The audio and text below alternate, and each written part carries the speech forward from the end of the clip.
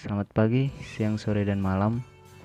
Saya Penyerapitan dari mahasiswa Teknik Sipil Unika de la Salle Manado akan mempresentasikan apa yang telah saya pelajari dalam mata kuliah rekayasa pondasi dalam materi pondasi tiang pancang. Ya, kita mulai. Apa itu pondasi tiang pancang? Pondasi tiang pancang adalah sebuah struktur bawah dari sebuah konstruksi yang termasuk dalam tipe pondasi dalam yang kedalamannya lebih dari 3 meter, yang berfungsi untuk menyalurkan beban ke dalam tanah dan dipasang dengan cara dipancang ke dalam tanah dengan alat pemancang. Next. Kriteria pemakaian tiang pancang: 1. Tanah dasar di bawah bangunan tidak mempunyai dai dukung atau misalnya pembangunan lepas lantai. Kedua, tanah dasar di bawah bangunan tidak mampu memikul bangunan yang di atasnya atau keras yang mampu memikul beban tersebut jauh dari permukaan tanah. 3. Membangun di atas tanah yang tidak rata. Keempat, memenuhi kebutuhan untuk menahan gaya desak ke atas atau uplift. Next, jenis-jenis pondasi tiang pancang. Yang pertama adalah tiang pancang baja. Yang kedua, tiang pancang beton. Yang ketiga, tiang pancang kayu. Dan yang keempat adalah tiang pancang komposit. Oke, next, penjelasan. Yang pertama adalah tiang pancang baja. Tiang pancang baja adalah salah satu tiang pancang yang paling sering digunakan dalam bangunan yang berukuran kecil hingga berukuran besar. Material yang digunakan dalam membuat suatu bangunan bisa menjadi lebih kokoh dan sekaligus meredam guncangan yang ada dari dalam tanah. Oke, next. Yang kedua adalah tiang pancang beton. Tiang pancang beton mempunyai bahan dasar utama dari beton yang dicor pada seluruh tempat. Umumnya tiang pancang beton juga dibuat langsung dari pabrik. Tiang pancang beton ini mempunyai berbagai jenis atau bentuk, yaitu silinder, kotak, ataupun persegi panjang seperti pada gambar-gambar yang telah dipresentasikan sekarang.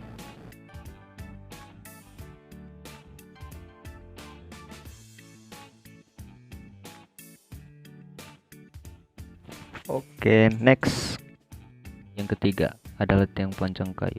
Tiang pancang kayu biasanya dipakai sebagai penyangga rumah-rumah tradisional yang ada di Indonesia. Daya tahan kayu tidak bisa diremehkan karena biasanya memiliki ketahanan terhadap cuaca dan perubahan dalam waktu yang lama. Next. Dan yang terakhir adalah tiang pancang komposit.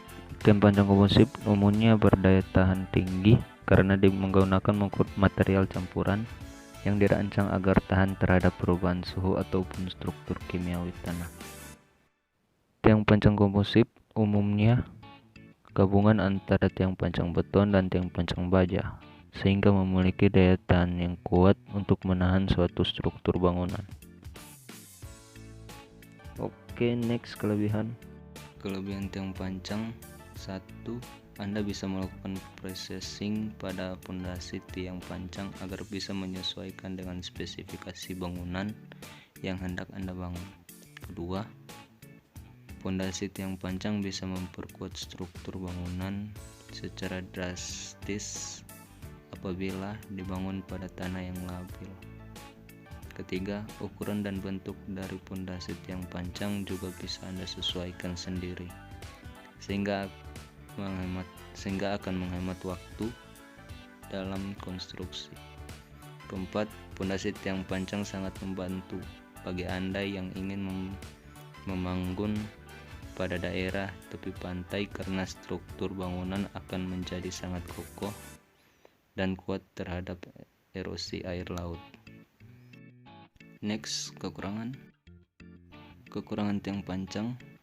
1. Pemasangan tiang pancang juga membutuhkan berbagai peralatan berat dan akan memakan waktu yang tidak sebentar.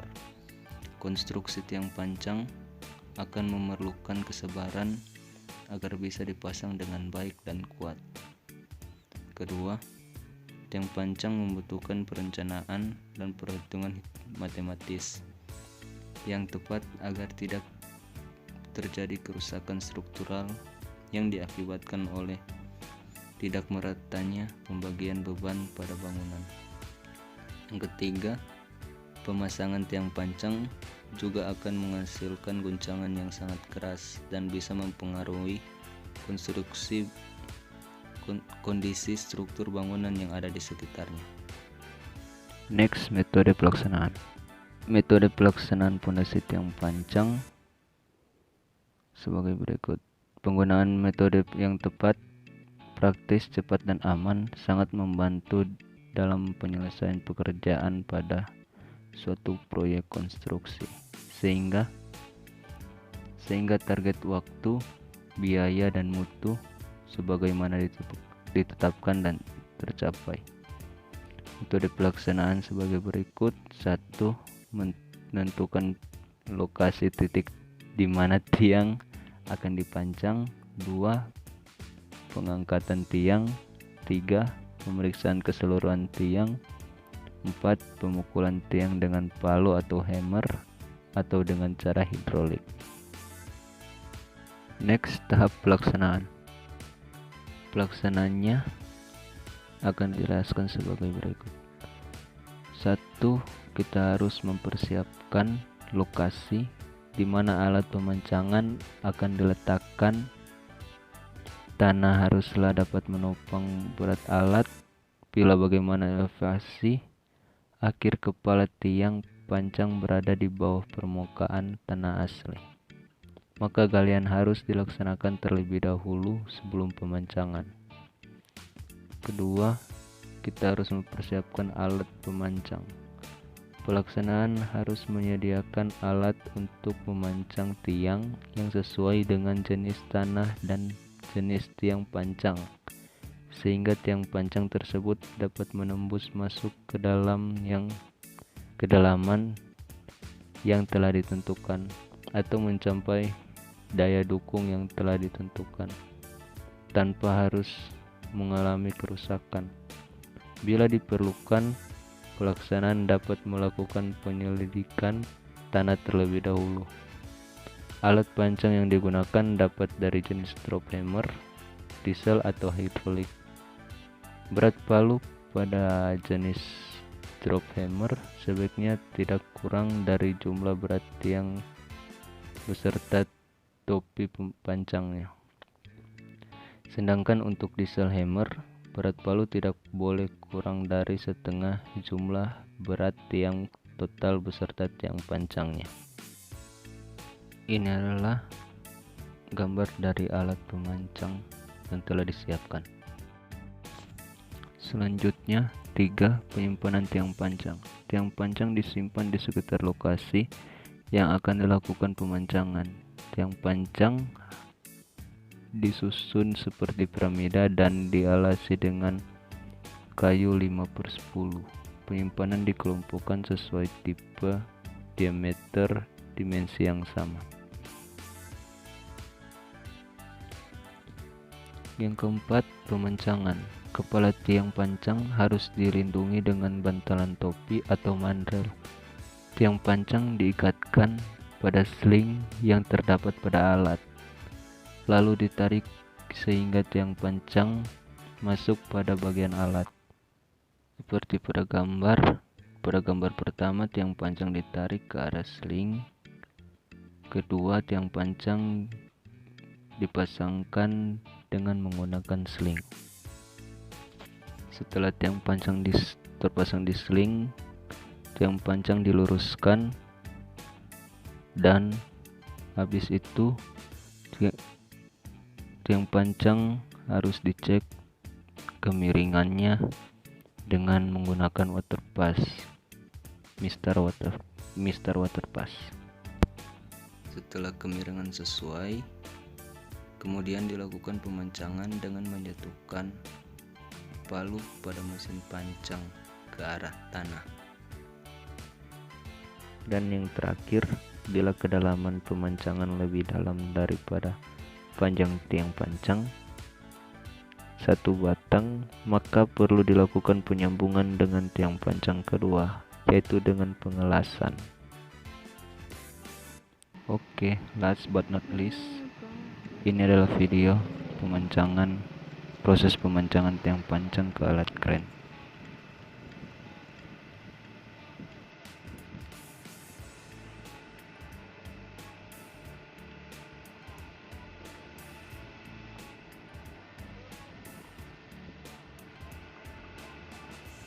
Tiang pancang ditarik sampai alat kren masuk ke dalam alat pemancangan.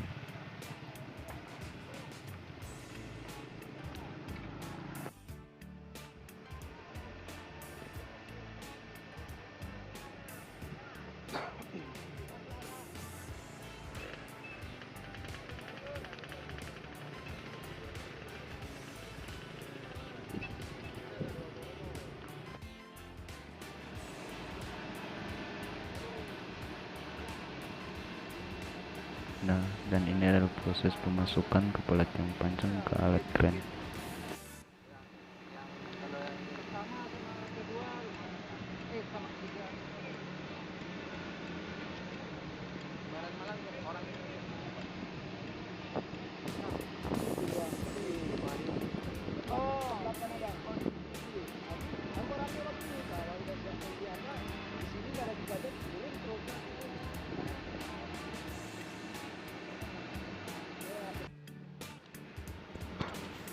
Setelah tiang pancang masuk, tiang pancang dimasukkan ke dalam lubang yang telah digali sebelumnya, dan setelah itu mengukur kemiringan tiang pancang.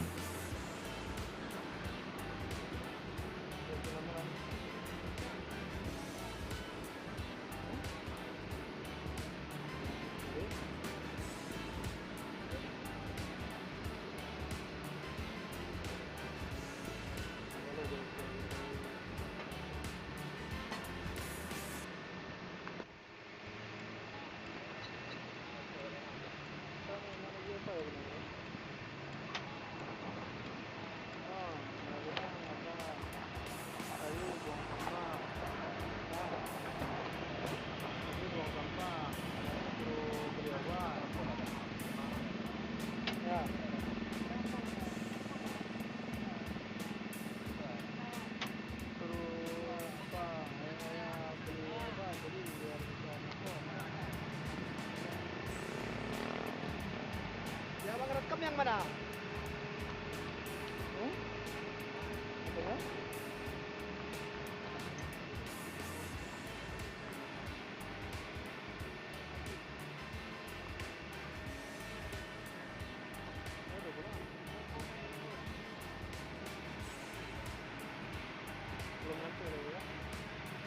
Tiang pancang diukur kemiringannya hingga dapat memenuhi syarat yang telah dihitung terlebih dahulu sebelum melaksanakan pekerjaan tersebut.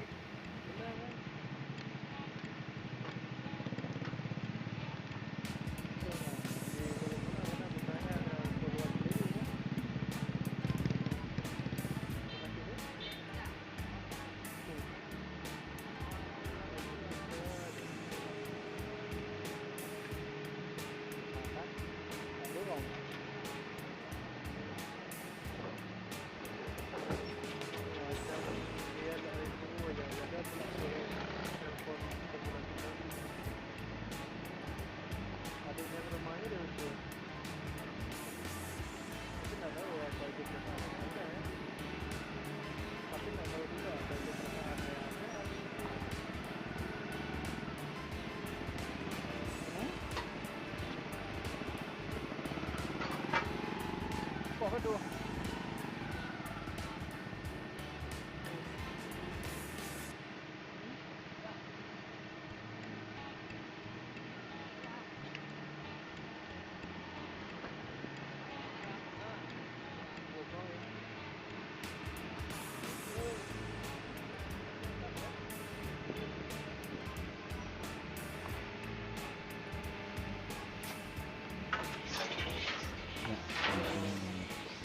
pemancangan tahap terakhir. Tiang panjang dipancang menggunakan alat bisa mencapai kedalaman yang telah diperkirakan atau dihitung terlebih dahulu.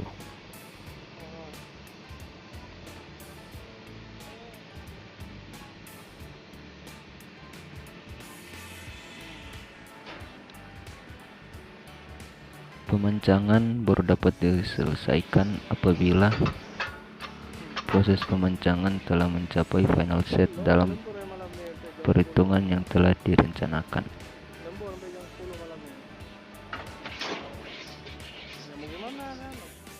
Oke, sekian dari saya. Jika ada kritik atau saran, tolong isi di dalam kolom komentar yang ada di bawah. Sekian dan terima kasih.